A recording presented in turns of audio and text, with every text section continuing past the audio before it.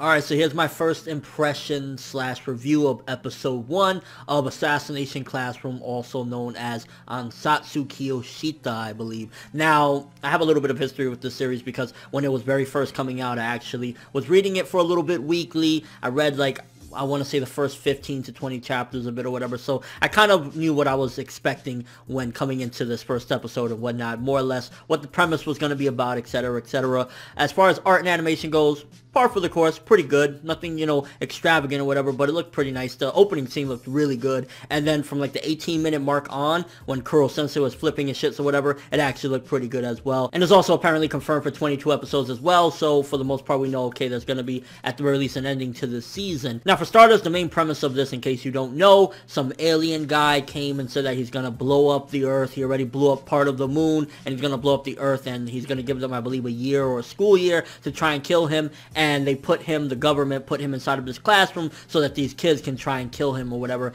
And you can see that there's a little bit more depth to it. There's something, further into it. It's not just clear cut and whatnot, why he's doing this or whatever, but ultimately, it's just a kind of enjoyable series. Like, I knew, again, when I read the manga, how I felt about it, and to be honest with you, the anime made me feel the same way. It's enjoyable, it's fun. The characters, so far, they don't really stand out too much. Like, the main character, Nagisa, which, by the way, looks very, very feminine. For a second, I forgot, and I was like, wait a minute, is that a girl? I was like, oh, yeah, no, it's Nagisa, whatever. But, yeah, the characters in particular don't really stand out too much. I know Kuro-sensei, he has a really, bubbly personality, so of course you can remember him, and I mean, how can you forget the tentacle monster alien, yellow alien or whatever, so you can't really forget Kuro-sensei. And then apart from that, like maybe one or two of the agents I remember, and Nagisa, because that's the main character, but the characters, especially in this episode, they don't really stand out too much. I think, if anything, it's kind of a little bit more trying to appeal to kids, but at the same time, it's also appealing to something that, in particular, in Japan is a very big issue, and that's one of the reasons why, again, and I've said this in other videos, why I think the series has blown up, because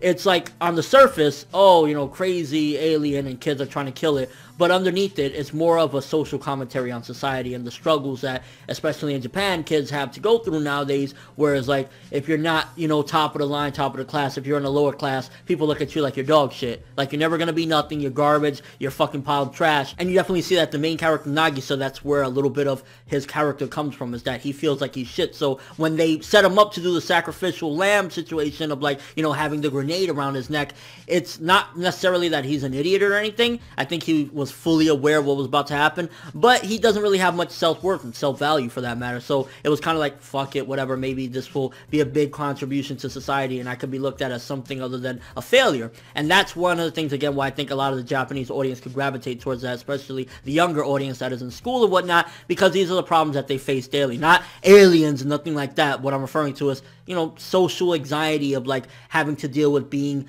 the best in school, and if you're in the shitty class, or you're not, top of the line in grades, you're scum, basically, and it's unfortunate, but that's one of the realities of the world and whatnot, especially, again, in Japan, so I kind of understand why this blew up in that aspect, but overall, chill first episode, enjoyable, nothing spectacular, to be honest with you. As far as, like, I think maybe this is just something that just doesn't appeal personally to me that much. Like, I can enjoy it, but I can enjoy it from, like, oh, okay, there's 10 episodes of it, yeah, throw it on, let's have a laugh or whatever, but it's not something that I consistently am going to be like, oh, I need the next episode. Maybe some other people like that, that's cool, whatever, but to me, it was just fine. It was a fine first episode. It was like between a 6.5 to a 7, I would say, how I felt regarding this episode. It was nothing that we haven't necessarily seen before, as far as, like, it's just, an alien and some assassin kids trying to kill it or whatever, and they're not even real guns, which is kind of a good decision that they made to not make them real guns, because heaven forbid something like that happens in Japan, where a kid goes to school with a gun and tries